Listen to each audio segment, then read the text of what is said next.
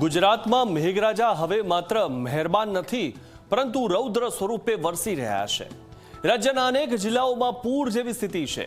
નદીઓ ગાંડીતુર બની છે, રસ્તાઓ પાણીમાં ગરકાવ થઈ ગયા છે અને હવામાન વિભાગે હજુ પણ આગામી 7 દિવસ ભારે વરસાદની ચેતવણી આપી છે। ક્યાં રહેશે સૌથી વધુ ખતરો અને શું છે આગામી દિવસોનું રેઇન ફોરકાસ્ટ, જોઈએ આ ખાસ રિપોર્ટમાં।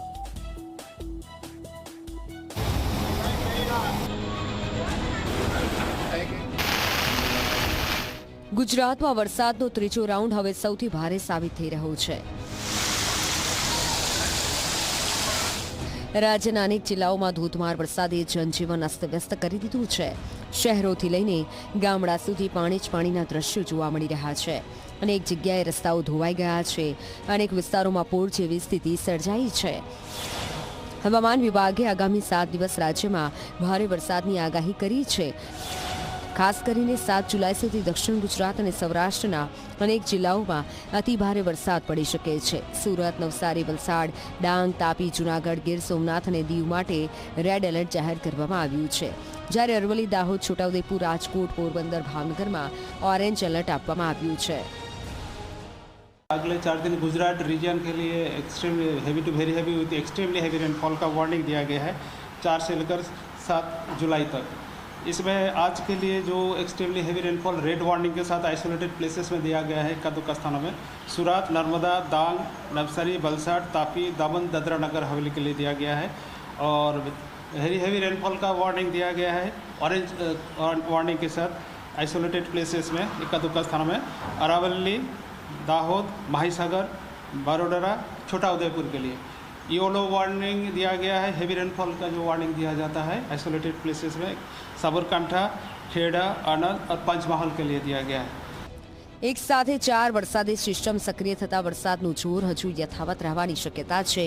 ભારે વરસાદના કારણે નદીઓમાં પાણીની આવક સતત વધી રહી છે, જ્યારે દરિયો પણ તોફાની બનવાની શક્યતા છે, જેના કારણે આગામી 5 દિવસ સુધી માછીમારોને દરિયો ન ખેડવા સૂચના આપવામાં આવી છે।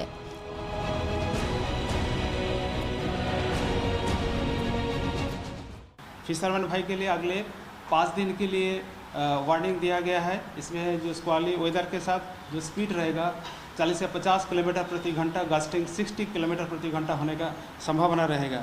इसमें जो सिग्नल होस्ट किया गया है आज LCS 3 सिग्नल होस्ट किया गया है। और अहमदाबाद के लिए जनरली क्लाउडी स्काइज और लाइट टू मॉडरेट रेन, एक उसके साथ 1-2 spell light to moderate rain का संभावना रहेगा, हल्का से मध्यम बरसात का। और उसके साथ लाइटनिंग का भी मतलब बिजली गिरने का संभावना रहेगा।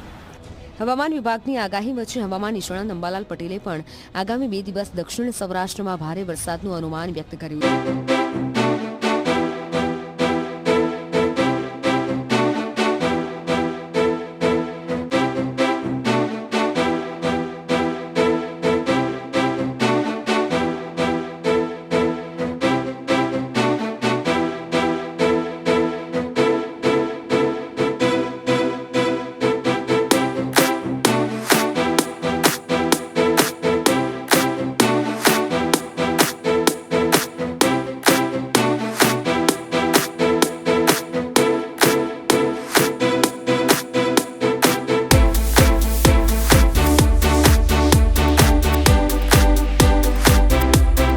ભાગોમાં ભારે વરસાદ થવાની શક્યતા છે, કોઈ ભાગમાં અતિ ભારે વરસાદ થવાની શક્યતા છે, કોઈ ભાગમાં 4 ઇંચ કે 5 ઇંચ જેટલો વરસાદ થવાની શક્યતા રહેશે।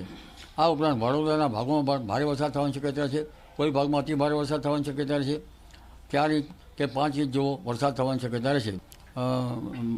લગભગ પંચમહાલના ભાગો, દાહોદના ભાગો, લુણાવાડાના ભાગોમાં પણ ભારે વરસાદ થવાની શક્યતા રહેશે, કોઈ ભાગમાં અતિ ભારે વરસાદ થવાની શક્યતા રહે। લગભગ આ ભાગોમાં 100 mm કે 150 mm જેવો વરસાદ થવાની શક્યતા રહેતા કેટલાક ભાગમાં નાની નદીઓમાં પૂરની સ્થિતિ રહી શકે। રાજ્ય સરકાર અને સ્થાનિક વહીવટીતંત્ર એલર્ટ મોડ પર છે। નીચાણવાળા વિસ્તારોમાં ખાસ નજર રાખવામાં આવી રહી છે। લોકોને નદી નાળા, કોઝવે, દરિયાકાંઠા નજીક ન જવા તેમજ બિનજરૂરી મુસાફરી ટાળવા અપીલ કરવામાં આવી છે।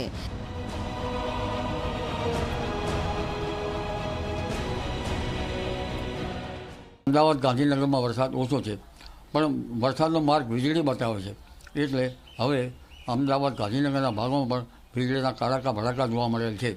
અમદાવાદ ગાંધીનગરના ભાગોમાં પણ આજ સાંજ સુધીમાં અને આવતીકાલ સુધીમાં ભારે વરસાદી ઝાપટા પડવાની શક્યતા રહે છે. ગુજરાતમાં મેઘરાજાની આ મેરેથોન હજી અટકવાની નથી. આગામી દિવસો રાજ્ય માટે અત્યંત મહત્વના રહેશે. વરસાદથી જ્યાં એક તરફ જળ સંકટ દૂર થવાની આશા છે, ત્યાં બીજી તરફ અતિભારે વરસાદ જાનમાલને નુકસાન ન પહોંચાડે તે માટે સતર્કતા અને સાવચેતી જ સૌથી મોટો બચાવ છે. Bureau report, Zee media.